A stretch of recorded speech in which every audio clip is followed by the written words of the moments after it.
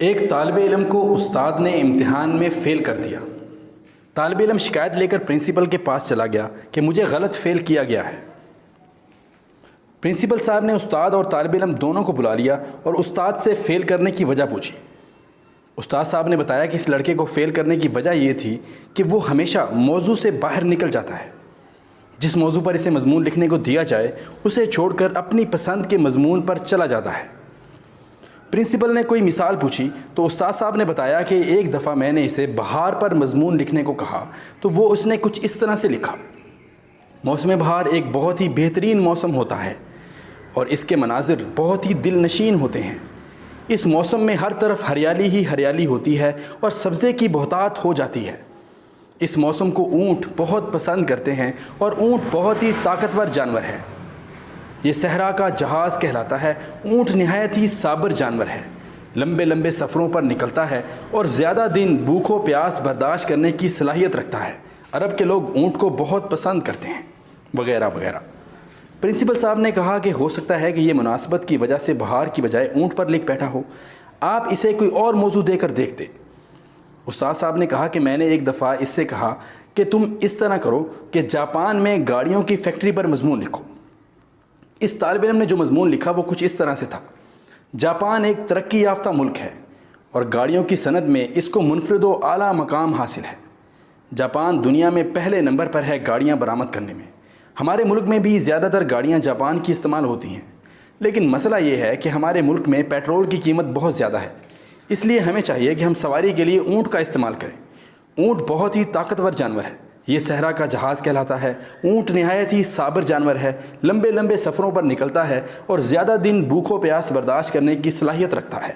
عرب کے لوگ اونٹ کو بہت پسند کرتے ہیں۔ پرنسپل صاحب بہت حیران ہوئے۔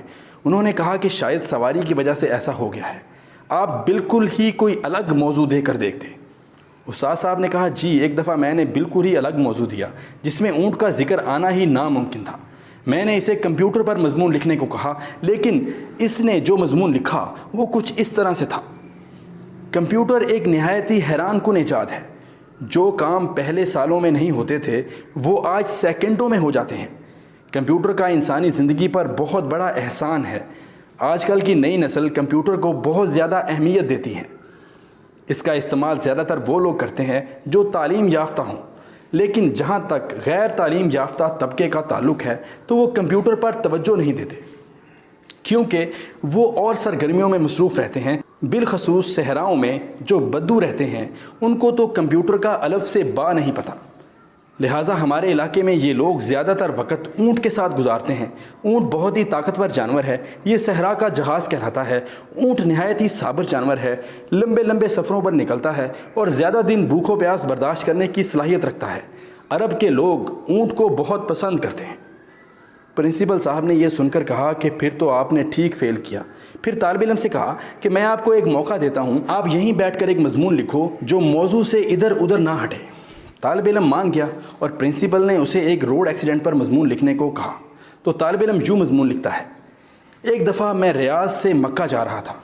میرے پاس ٹویوٹا کرسیڈا گاڑی تھی جو بڑی مست تھی۔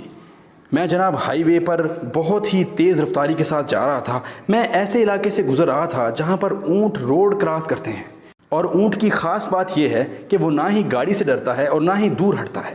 اونٹ بہت ہی طاقتور جانور ہے، یہ صحرا کا جہاز کہلاتا ہے۔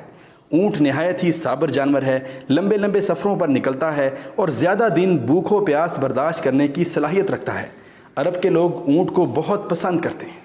جب پرنسپل صاحب نے یہ مضمون پڑھا تو سر پکڑ کر بیٹھ گئے اور کہا کہ تمہارا کوئی علاج نہیں، اور اس کو فیل کر دیا۔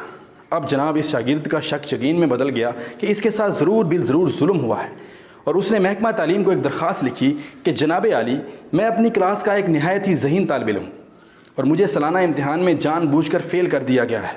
میرے استاد نے میری قابلیت کی وجہ سے مجھے فیل کیا ہے۔ جناب، میں نے اپنے استاد کے ناقابل برداشت رویے پر ایسے ہی صبر کیا جیسے اونٹ اپنے مالک کے ستانے پر صبر کرتا ہے۔ مالک اونٹ سے اپنے کام بھی نکلواتا ہے اور اس کو ستاتا بھی ہے۔ اور ہاں یہ بھی بتاتا چلوں کہ اونٹ بہت ہی طاقتور جانور ہے، یہ صحرا کا جہاز کہلاتا ہے۔ اونٹ نہایت ہی صابر جانور ہے، لمبے لمبے سفروں پر نکلتا ہے اور زیادہ دن بھوک و پیاس برداشت کرنے کی صلاحیت رکھتا ہے۔ عرب کے لوگ اونٹ کو بہت پسند کرتے ہیں۔